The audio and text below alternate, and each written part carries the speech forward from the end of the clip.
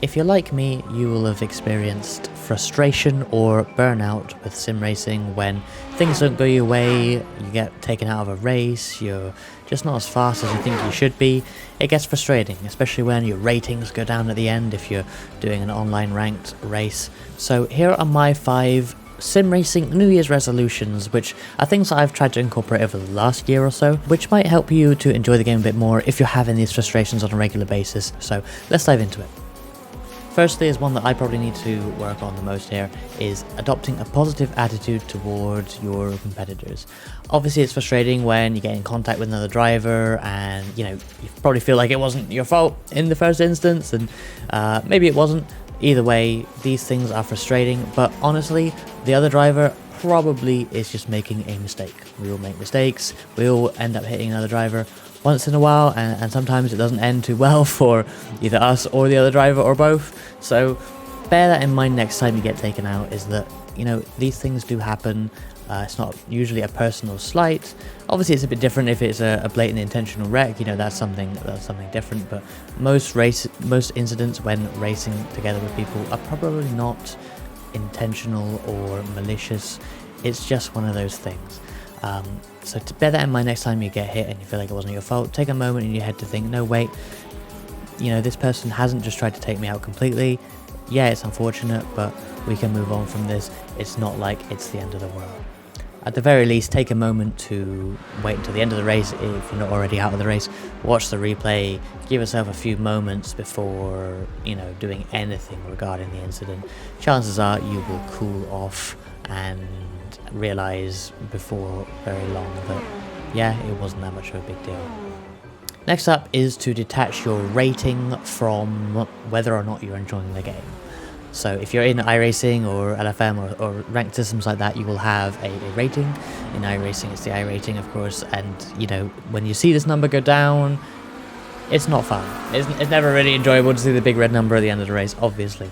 But what I've done personally is I've taken off the ability on my Race Labs overlay to see, well, firstly the I rating of everyone in the lobby, including myself, but also the predicted gain or loss of I rating that it tells you during the race. Because at the end of the day, I don't think I need to look at that. I just now try and race the races as they come, race the people that are around me.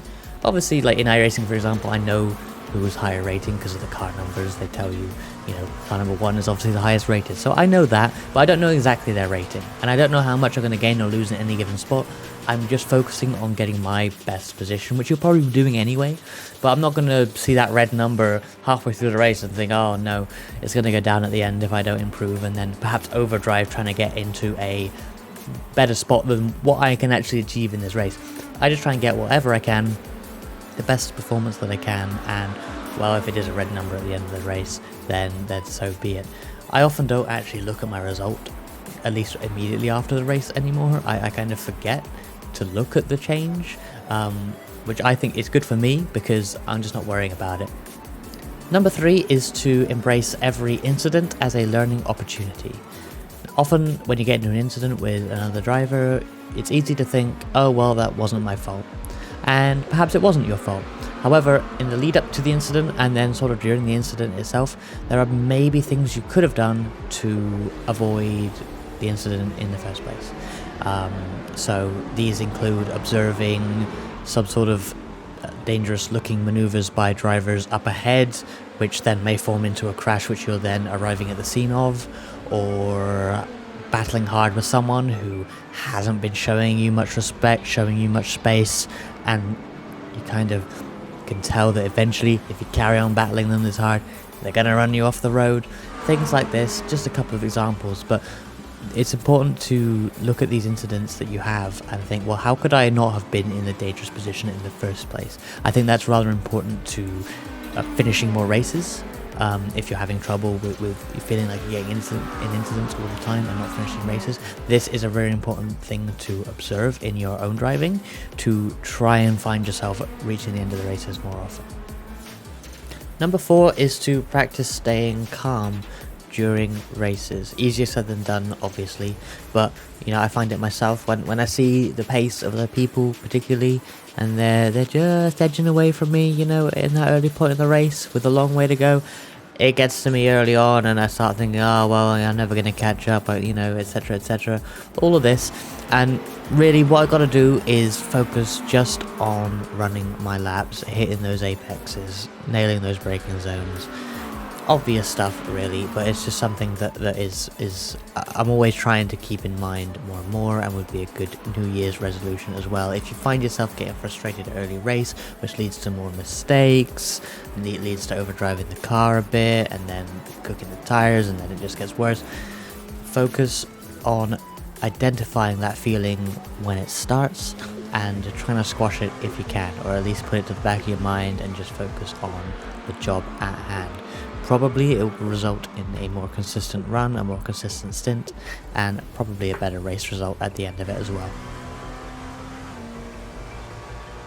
Number 5 is to celebrate small wins. It's easy to get caught up in winning the race or a championship or whatever it might be, but often it's worth just looking at what did go right in a race, even if it isn't the greatest result in the world, and taking something away from that. You know, I'm often with my iRating and iRacing, I'm often at the point where I'm sort of the bottom of the top split in a fair few races, so that can be a bit disheartening sometimes, because obviously there's very, very good people there that are running away from me and maybe putting a lap on me depending on the race, so that's disheartening. But then I think, you know, I was in the top split, I did the best I could, I beat this many people, you know, perhaps I broke even on iRating, gained a little bit, you know, so I have to take that away and think, you know what, that was a good run.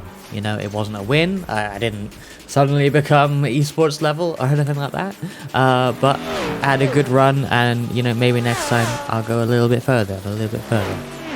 Those are my 5 New Year's resolutions for sim racing.